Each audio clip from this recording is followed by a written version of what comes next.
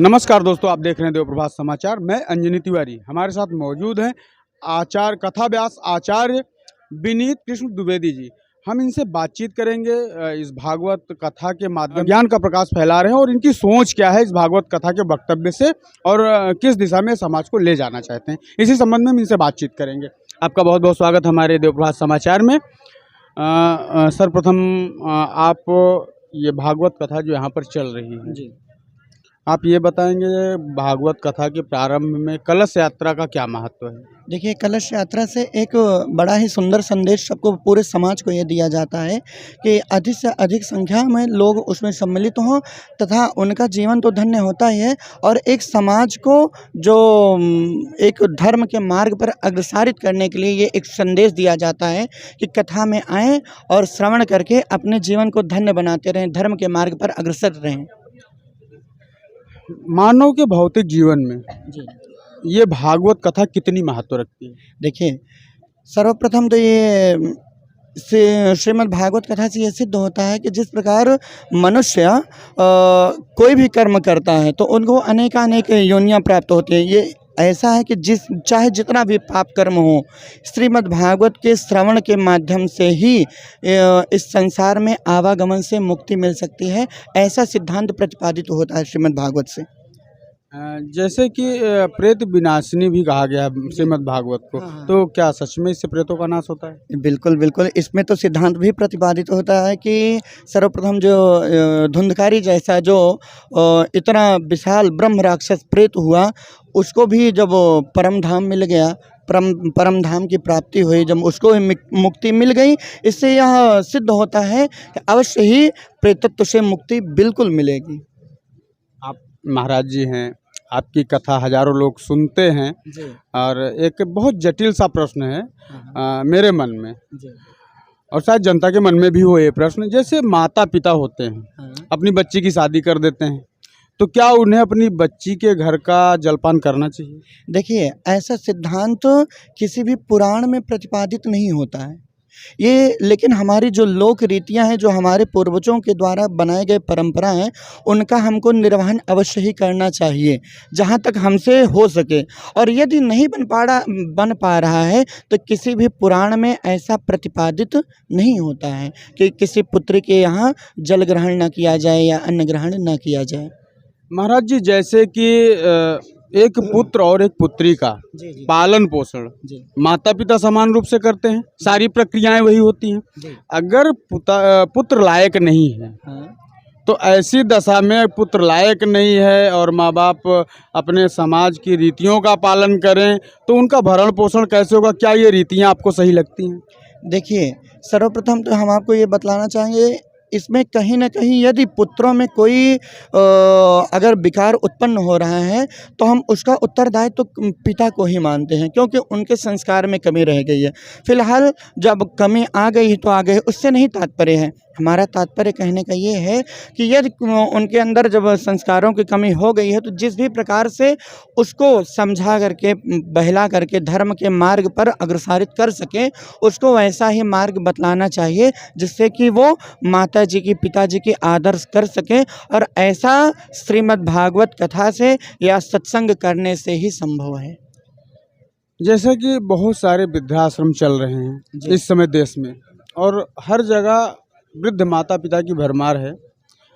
आँख नम हो जाती है, हृदय द्रवित हो जाता है वो दृश्य देख के कि सक्सेस के पीछे भागते भागते वो इतना सक्सेस हो गए कि उन्हें वृद्धाश्रम में जाना पड़ा और अपने बच्चों को उस बुलंदी पे पहुंचा दिए हैं जहां पे वो एक माँ बाप नहीं सैकड़ों माँ बाप का भरण पोषण कर सकते हैं। सीधी सी बात अगर हम करें तो एक माँ बाप अपने 4 बच्चों 6 बच्चों का भरण पोषण कर लेता है, लेकिन 6 बच्चे मिलकर एक माँ बाप का भरण पोषण नहीं कर पाते हैं। तो समाज में ये कुरीतियाँ क्यों हैं? क्या धर्म की कमी है, धर्म के प्रति जागरूकता की कमी है, या आज का संस्कार ही ऐसे हो गया है? नहीं, देखिए, जैसा कि अभी आपने कहा कि धर्म की कमी है, तो बिल्कुल हम ये मानते हैं कि धर्म की कमी है, क्योंकि यदि बचपन से ऐसे संस्कार मिलते तो ऐसा संभव नहीं होता कि किसी के भी पिताजी या माताजी वृद्धाश्रम में हो। और हम आपको एक बात और बताएं, एक बार बस ऐसे हम थोड़ा सा सुन रहे थे, तो एक कोई स्त्री थी, वो कह रही थी कि यदि पुत्रों के बजाय यदि यह जो पूर्वजों का, जो पिता और माता जी का जो संपूर्ण दायित्व है, ये पुत्रियों को मिल जाए तो कोई भी वृद्धावस्था आश्रम में नहीं रहेंगे। लेकिन हमारा ऐसा मानना है, व्यक्तिगत ये मानना है कि यदि वही कन्या, जो स्त्रियां हैं, वो अपने सास ससुर को ही अपना पिता मान ले और सास को अपनी मैया मान ले, तब भी कोई भी बुजुर्ग वृद्धाश्रम में नहीं रहेंगे। महाराज जी, आपके इस जवाब को मैं यहीं पे काटता हूँ, क्योंकि इससे मैं संतुष्ट नहीं हूँ। क्योंकि वो पुत्रियाँ ही होती हैं जो अपने पति के साथ ससुराल आती हैं, और अगर पुत्री को ही सर्वस्व मान लिया जाए तो पुत्रियाँ ही तो एक बेटा अपने साथ किसी की पुत्री को ही तो लेके आता है, पुत्री को तो लेकिन वो पुत्री घर पे आने के बाद उसका रंग कैसे बदल जाता है? देखिए, ये विचार उसके अगर देखा जाए तो उसके खून से संबंधित होता है। जो उनके मन में अपने पिताजी और माताजी के जो प्रति जो आदर भाव होता है, यदि वो अपने वही आदर भाव को अपने सास और ससुर में देखे, तो वो हम ये देखते हैं कि कभी कभी ऐसा प्रायः देखने को मिलता है, यदि पिताजी और माताजी कुछ भी बोल देते हैं बच्चों को, तो वो जो पुत्रियां हैं वो पलट के जवाब नहीं देती हैं। लेकिन यदि वही सास ससुर अगर थोड़ा सा भी बोल दें तो तुरंत पलट के जवाब देने के लिए खड़ी हो जाती हैं। तो ऐसा उनको विचार को बदलने की आवश्यकता है। और कथा तो एक मान लीजिए माध्यम तो ही है, और हम तो मंच से भी यह संबोधन करते हैं कि जिस भी माध्यम से, जिस भी देवी जी या जो भैया लोग हैं, जिसको भी ये समझ में आ गया कि नहीं नहीं यही सत्य है, धर्म के मार्ग पर रहना है और सास ससुर को ही अपना माँ बाप समझना है और वैसे ही आदर भाव सत्कार देना है जैसे सबके प्रति भाव रखते हैं, तो कोई भी बुजुर्ग या कोई भी सास ससुर कहीं भी किसी भी आश्रम में, आपको वृद्धाश्रम में कभी नहीं मिलेंगे। महाराज जी, एक निवेदन है मेरा आपसे, आप समाज को हमारे चैनल के माध्यम से एक संबोधन दें, एक निर्देश दें कि पुत्र अगर माँ बाप की सेवा नहीं करता है तो अपने कौन से पूर्ण कर्मों का नष्ट करता है, और अगर वो माँ बाप की सेवा करता है तो किस यश को प्राप्त करता है, जिससे कि अगर आपके इस संबोधन को सुनकर 10 लोग भी अपने माता पिता की सेवा करने लगेंगे तो हम समझेंगे कि हमारा आपका प्रयास सार्थक रहा।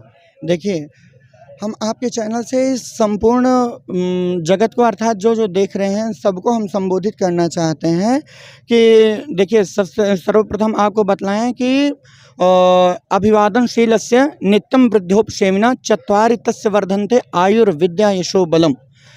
उनसे 4 चीज़ें बढ़ती हैं। वृद्धों की सेवा करने से, अपने माँ बाप की सेवा करने से, बुजुर्गों की सेवा करने से, अपने से बड़ों की सेवा करने से चत्वारि तस्य वर्धन्ते, आयु विद्या यश और बल, ये चारों चीज़ें निरंतर बढ़ती रहती हैं, निरंतर बढ़ती रहती हैं। और जैसा कि अभी आपने पूछा किस पुण्य का क्षय होता है ना, उसके जीवन में ऐसा कोई पुण्य कार्य ही नहीं होगा जिसका कि क्षय ना हो जाए माँ बाप की सेवा न करने से। अगर वो सेवा नहीं कर रहा है तो संपूर्ण पुण्य का क्षय ही निश्चित है, उसमें कोई दो राय नहीं है। निश्चित रूप से संपूर्ण पुण्य उसका क्षय हो जाएगा।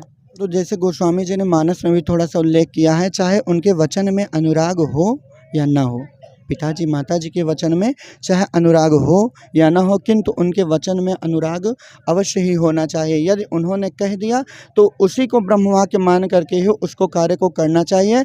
और हमारा यह व्यक्तिगत मानना है कि जो पिताजी और माताजी का आदर करेगा, यदि भगवान उससे रुष्ट भी हो जाते हैं तो कोई बात नहीं, वो फिर भी परम पद को ही प्राप्त करेगा। आप देख रहे हैं देव प्रभात समाचार। मैं अंजनी तिवारी, कैमरा पर्सन बीरेंद्र पटेल के साथ।